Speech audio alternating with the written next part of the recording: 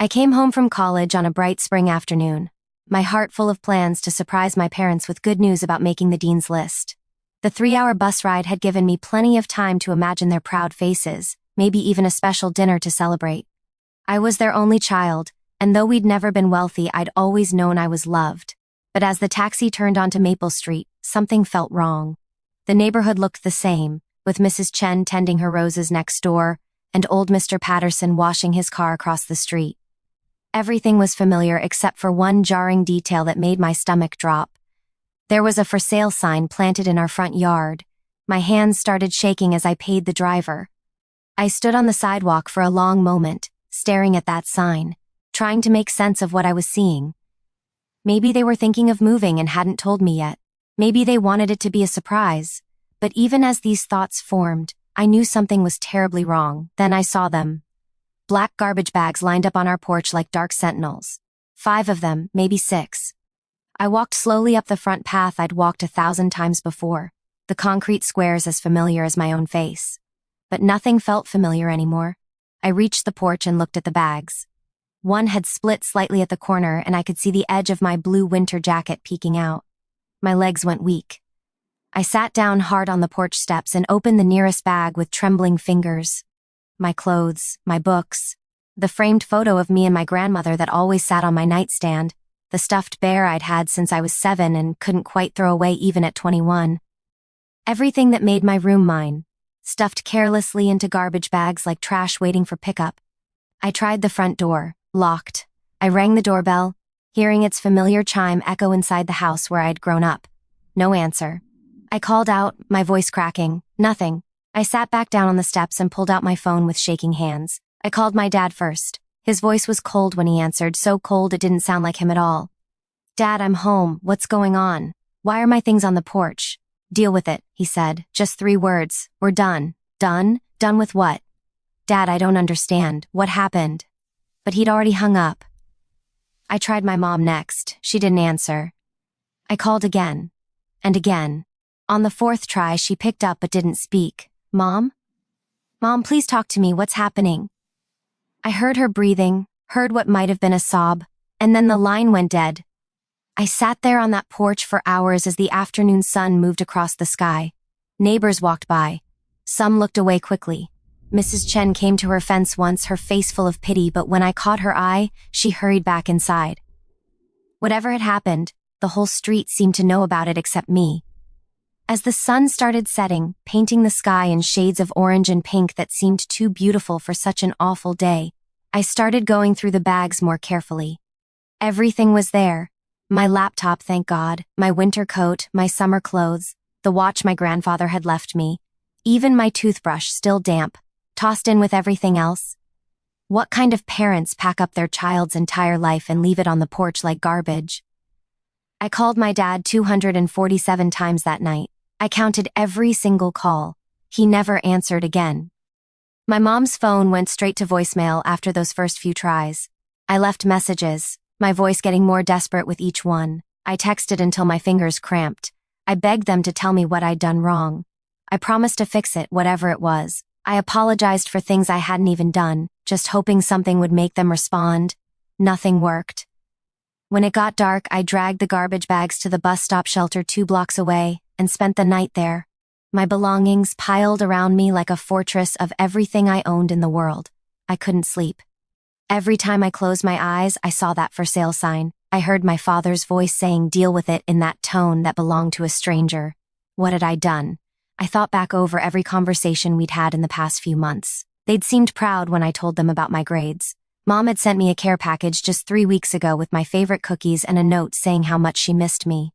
Dad had called to ask about my plans for summer break, talking about maybe taking a fishing trip together like we used to.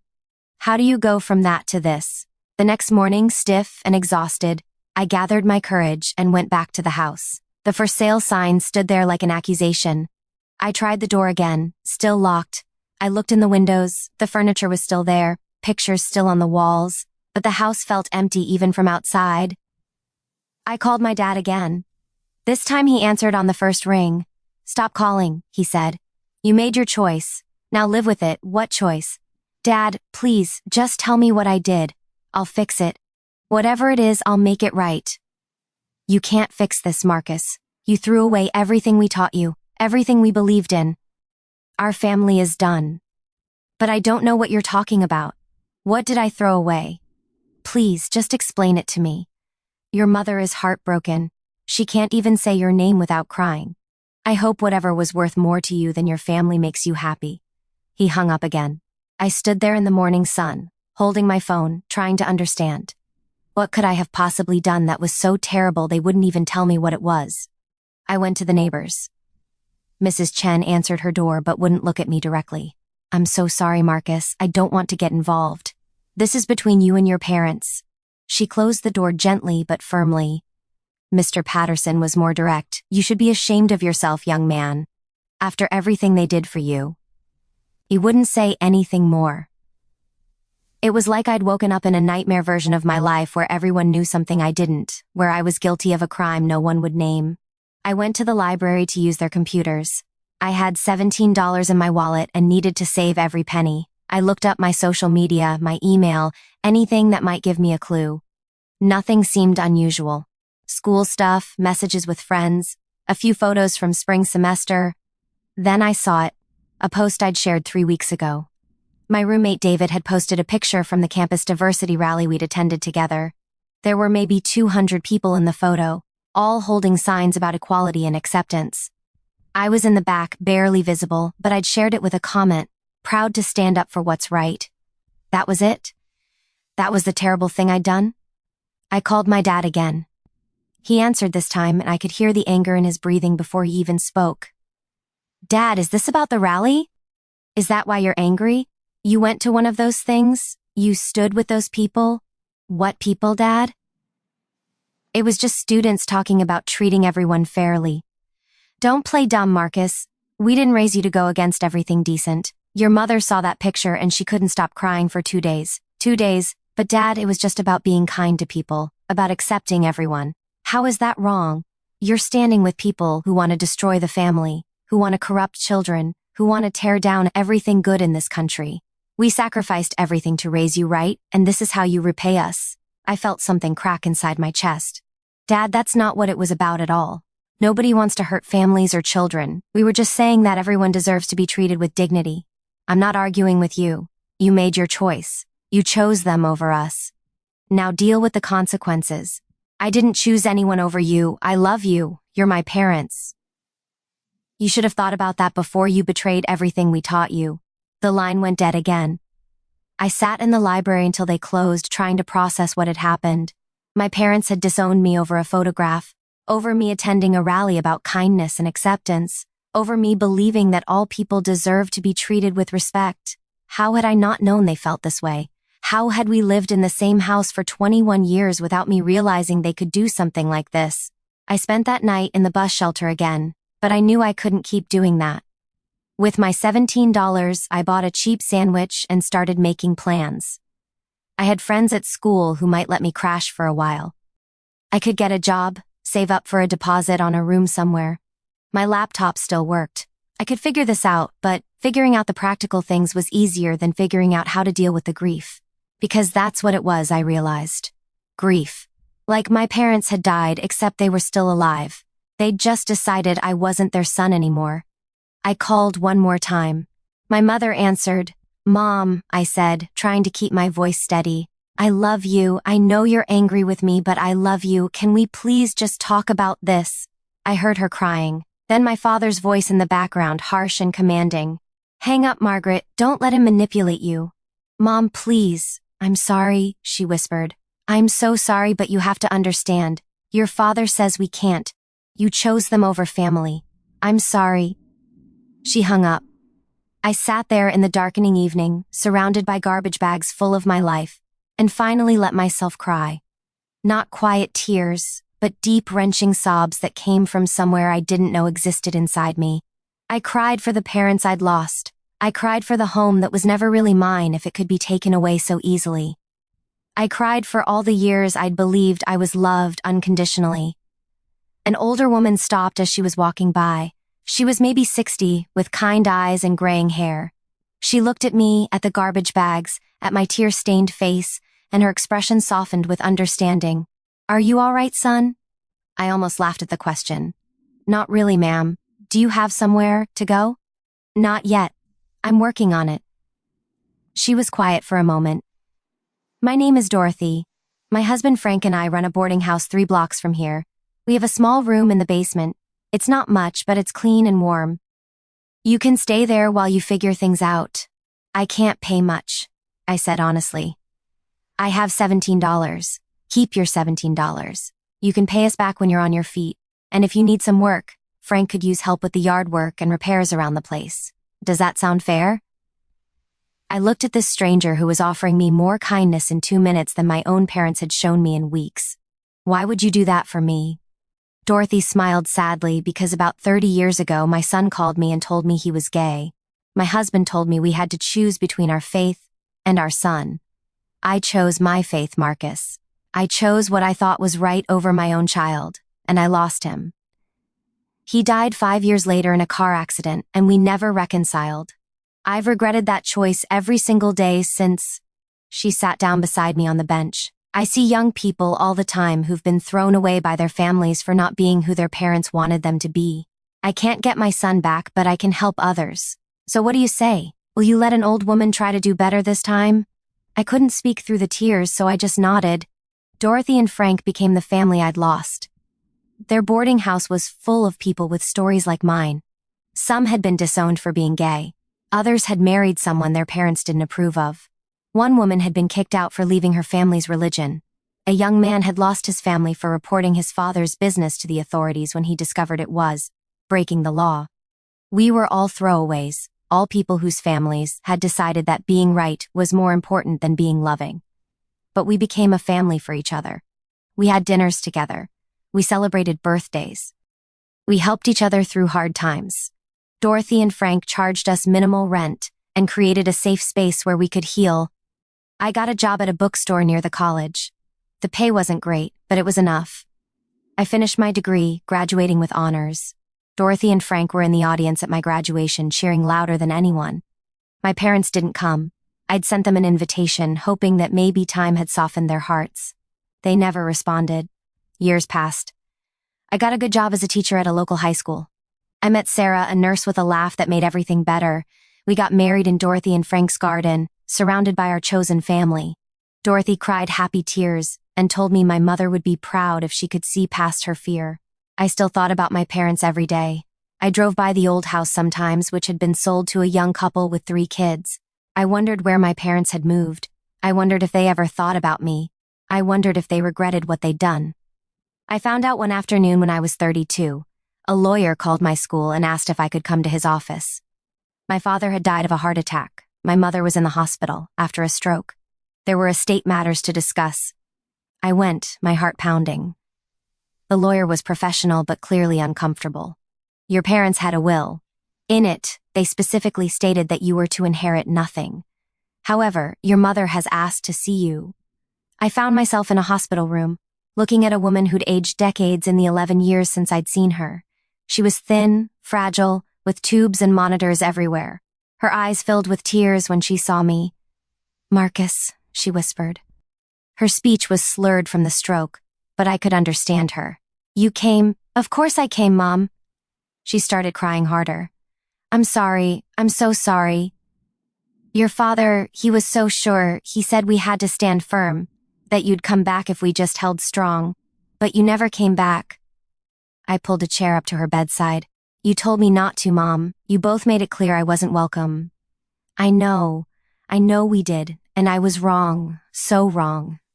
Your father died still believing we'd done the right thing, but I couldn't anymore. I haven't been able to for years.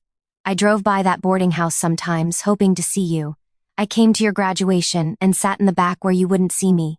I saw you get married from across the street. You were there. I couldn't stay away, but I was too ashamed to come forward. Too afraid you'd turn me away like we turned you away. Would you have? I thought about it honestly. I don't know, Mom. Probably not. But it would have hurt. "I don't deserve your forgiveness," she said. "I threw away 11 years with my son because I was more worried about being right than being loving. Your father died never knowing his grandchildren. I never got to meet Sarah properly. I missed everything because I was afraid of what other people would think. You have grandchildren? I smiled despite everything.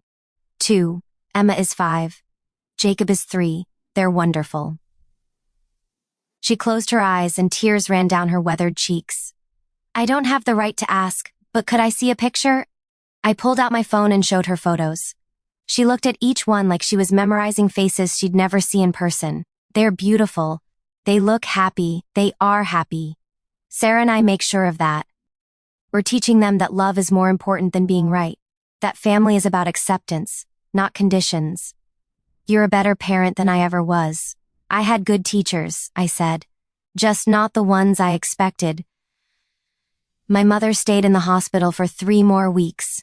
I visited every day. We talked about everything, all the years we'd missed, all the pain we'd caused each other. She told me about my father's regrets in his final years. How he'd become more isolated, more bitter, how the certainty that had made him push me away had eventually poisoned everything good in his life. He died angry at the world, she said. Don't do that, Marcus. Don't let anger and fear steal your life like it stole ours. On her last day, she was lucid and calm. She asked to meet Sarah and the kids. Sarah brought them to the hospital, and my mother held Emma's hand and smiled at Jacob's chatter about his toy trucks. She told them she was their grandmother, and she was sorry she hadn't been there before, but she loved them very much. After the kids left with Sarah, my mother looked at me one more time. I love you, Marcus. I always did, even when I was too afraid and stubborn to show it. You deserved better parents than we were. I'm proud of the man you became despite us, not because of us. I love you too, Mom. She died that night, peacefully in her sleep. I inherited nothing from my parents' estate as they'd specified in their will. But I inherited something more valuable from Dorothy and Frank, and all the other people who'd shown me that family is something you choose, something you build with love and acceptance. I still drive by the old house sometimes. The young couple who bought it painted it a cheerful yellow and planted a garden in front. There are toys in the yard and a tire swing in the big oak tree where I used to climb. It looks like a happy home now, full of the laughter and love that drained out of it in my parents' final years there. I don't feel angry anymore when I see it. Mostly I feel sad for what my parents missed, for the fear that drove them to throw away something precious. But I also feel grateful. Grateful for the family I found in Dorothy and Frank, and the other residents of that boarding house. Grateful for Sarah and Emma and Jacob. Grateful for the students I teach, many of whom are struggling with their own families and their own identity. Who need someone to tell them they're worthy of love exactly as they are. Sometimes my students tell me about conflicts with their parents. They ask me what to do when their family doesn't accept them. I tell them the truth that it's going to hurt, possibly for a very long time. That you can't force people to change their minds or their hearts. But I also tell them that they deserve to be loved for who they are, not who others want them to be. That there are people out there who will become their family if their blood relatives won't. That the choice their parents make is about their parents' fears and limitations, not about their worth as human beings. And I tell them one more thing, the most important thing I learned, that the opposite of love isn't hate. It's fear. My parents didn't stop loving me when they put my belongings in garbage bags on the porch. They were afraid. Afraid of change, afraid of judgment from their community, afraid of losing the certainty that had defined their world. Fear made them choose being right over being loving, and that fear cost them everything. I teach my own children differently. I teach them that love means accepting people, even when you don't understand them. That being right matters less than being kind. That family is built not on conditions and demands but on unwavering acceptance. I want them to know they could never do anything that would make me throw them away, because people aren't garbage to be discarded when they don't meet our expectations. Emma asked me recently why she only has one set of grandparents, when her friend Julia has 4. I told her the truth, in a way a 5-year-old could understand, that sometimes grown-ups make mistakes because they're scared, and my parents made a mistake that meant they couldn't be in our lives. But that Dorothy and Frank love her and Jacob just as much as any grandparents ever could. And that's what really matters. She thought about it and then said, well, I'm glad we have Grandma Dorothy and Grandpa Frank. They make the best cookies. Out of the mouths of babes, as they say. I'm 40 now. It's been 19 years since I came home from college to find my life in garbage bags on the porch. I have a good life, full of love and purpose. I have a family who chose me and whom I chose back. I have work that matters. I have peace. But I'd be lying if I said there isn't still a scar. On Mother's Day and Father's Day, I feel the ache of what I lost. When Emma graduated from kindergarten and I watched all the grandparents cheering, I thought about how my parents could have been there if only they'd been braver. When Jacob said his first words and took his first steps, I wished my mother could have seen it, could have been part of those moments. The hardest part isn't the anger or the hurt anymore. The hardest part is knowing that it didn't have to be this way. That if my parents had chosen love over fear, if they'd been willing to question their certainty and expand their hearts, we all could have had something beautiful. Instead, they died isolated and regretful. And I grew up learning to be the parent and person they couldn't be. But maybe that's the real lesson in all of this. Not that people are cruel or that families fall apart, but that we all have a choice in every moment to let fear guide us or to let love guide us. My parents chose fear. I choose love every single day in ways both big and small. I choose love when I hug my kids even though I'm tired. When I listen to Sarah's day even when I've had a hard one of my own. When I stay late to talk to a student who's struggling. When I donate to organizations that help homeless youth, knowing that so many of them ended up on the streets because their parents chose fear over acceptance. I choose love because I know the alternative, and I've seen what it costs. If you're reading this and you're facing a similar choice, whether as a parent or a child or somewhere in between, I want you to know something. Love is always braver than fear. Acceptance is always stronger than rejection. And the people who love you conditionally don't love you fully, no matter what they say. It took me years to accept that my parents' choice was about them, not about me. That I didn't deserve to be thrown away, no matter what I believed or who I loved or how I lived my life. That their inability to accept me was their failure, not mine. If you're the one who's been thrown away, please hear this. You are worthy of love. You are deserving of family. And if your blood relatives can't see that, there are people out there who will. Find them. Build a family with them. Create the love you deserve. And if you're the parent facing a moment where your child doesn't meet your expectations, where they believe something you disagree with, or love someone you don't understand, or choose a path you wouldn't have chosen, please remember this: you will not get another chance. The choice you make in that moment will define the rest of your life and theirs. Choose carefully, choose bravely, choose love. Because 19 years later, I can tell you that my parents' certainty brought them nothing but loneliness and regret. And the family I built on acceptance and unconditional love has brought me everything worth having. The garbage bags are long gone, donated or stored or thrown away for real. But the lesson they taught me remains. That what we throw away when we choose fear over love is often the most precious thing we'll ever have. And by the time we realize our mistake, it may be too late to get it back. Don't make that mistake. Choose love. Always choose love. If this story touched your heart or made you think, please hit that like button. Share it with someone who might need to hear this message. Subscribe for more stories about real life, real struggles, and the courage it takes to choose love over fear. And please leave a comment below. I'd love to hear your thoughts or your own story. Your words might be exactly what someone else needs to read today. Thank you for listening.